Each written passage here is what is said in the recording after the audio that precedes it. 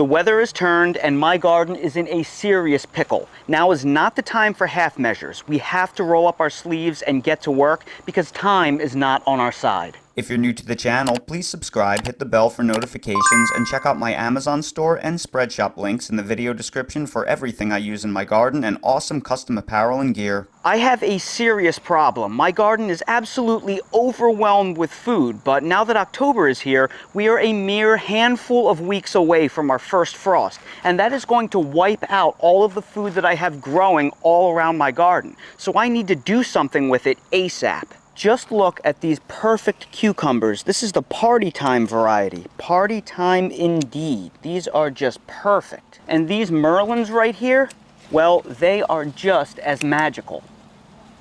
And these hot banana peppers right here, well, we could be here all day picking. There is just so many of them. It's like a never-ending harvest.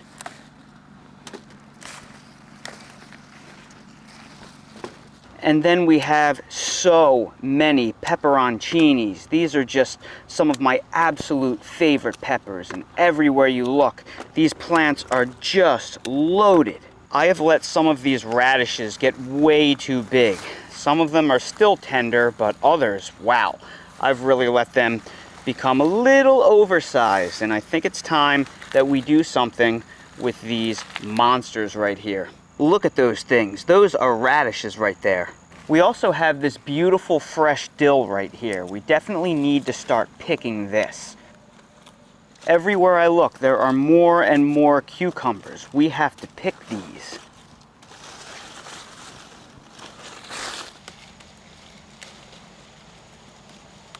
And here is one of my secret weapons, the chocolate Trinidad scorpion pepper. Look at that beauty right there. And there are plenty more where that came from. And in a matter of minutes, we have a massive haul of all different types of veggies from our garden. So now the question is, what are we going to do with all of these? Well, we are going to pickle them.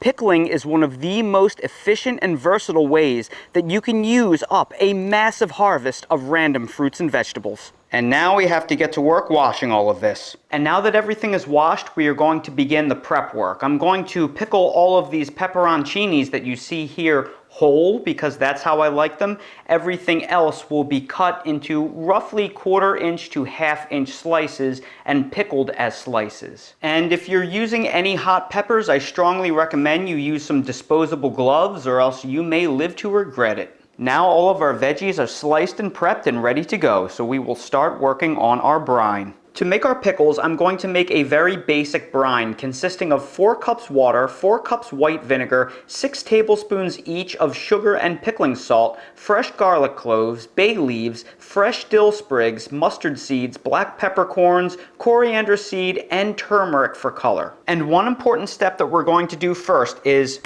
crush our garlic cloves with the back of a knife because that is going to release more flavor than if we simply chop them or put them in whole.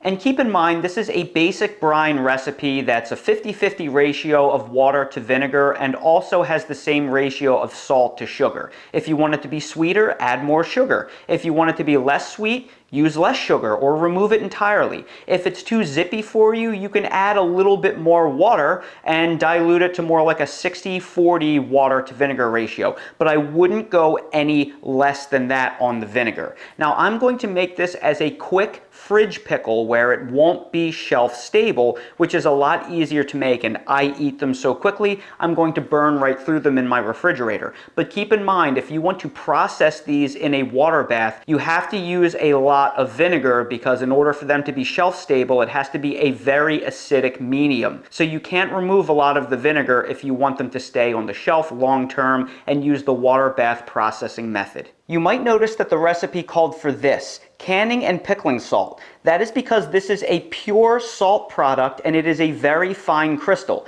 You may be shocked to learn that many salt products out there contain questionable anti-caking agents. Some even contain added sugar and sugar products. So it's very important that you use a pure salt. If you find something like a pure Himalayan salt or a pure sea salt, you can use this as well.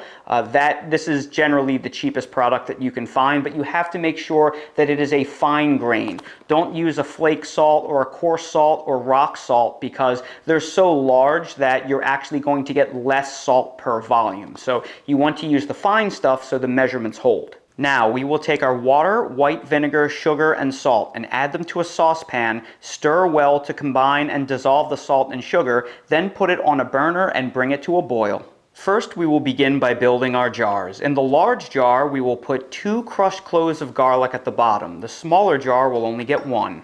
The large jar will get one of our big super hot Trinidad scorpion peppers, while as the smaller jar will get one of the smaller ones. All the jars will have black peppercorns, coriander seed, mustard seed, and a pinch of turmeric added to the bottom. Then we will add sprigs of fresh dill and a few bay leaves. Now we will begin adding the veggies, and the way we are going to do this is press down the veggies into each jar firmly, but only fill them halfway, because after we fill them halfway, we will continue to add more of the aromatics. Now we will add the rest of the crushed garlic, bay leaf, super hot peppers, and dill.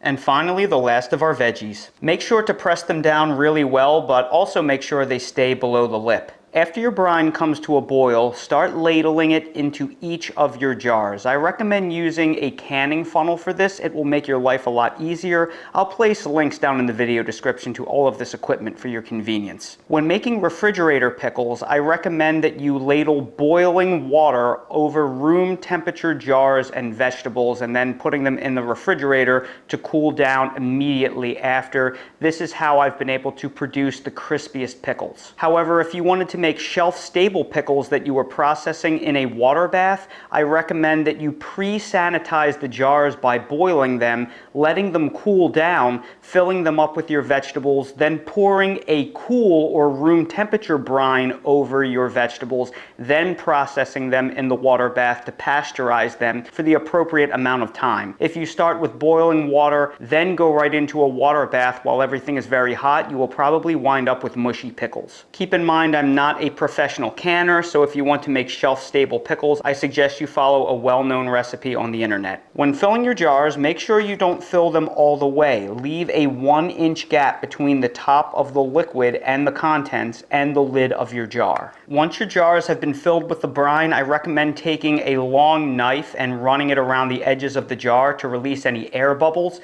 This will cause the liquid level to drop, then just top it off if you need a little bit more. Then screw on your lids and immediately put them in the refrigerator to pickle. Once every 24 hours, you will want to take the jars out of the refrigerator and give them a little shake to shake the spices up all around and help them marinate. You'll want to leave them in the refrigerator to pickle for about 4 to 7 days. Well, our pickles have been pickling in the refrigerator for 1 week, and I have to say these pickles look absolutely beautiful. You'll notice that the big half-gallon jug on the left, well, it's turned a nice little pinkish purple hue, and that's because of the radishes. They are naturally dyeing that pickling liquid a little bit purple, and it just looks beautiful. Whereas on the right, we have basically entirely pepperoncini peppers, so that has maintained the more natural color because there aren't any radishes dyeing it another color.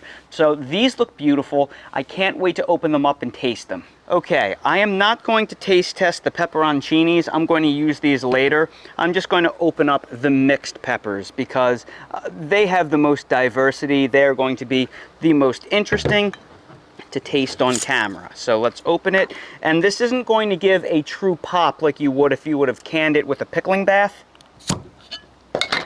So just a little bit of vacuum there. If I would have hot water bathed it, it would have went. Okay, so let's give these babies a taste. We'll start off with one of the pickled radishes. Doesn't that look beautiful right there? Lovely.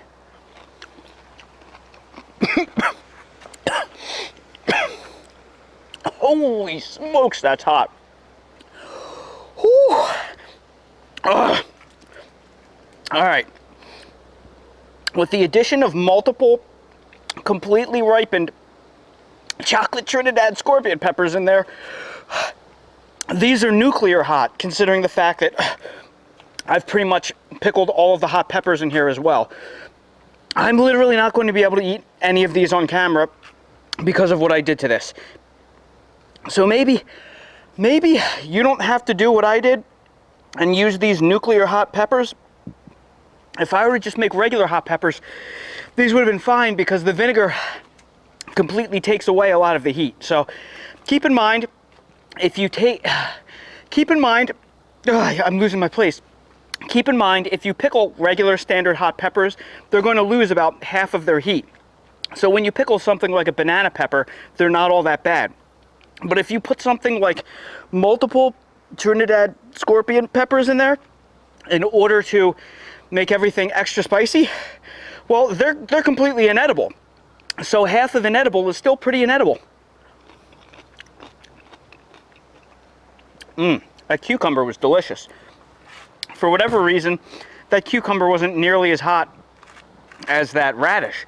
That radish was unbearable. I don't know what was going on with that. Whew. Now we'll try one of the banana pepper rings right there.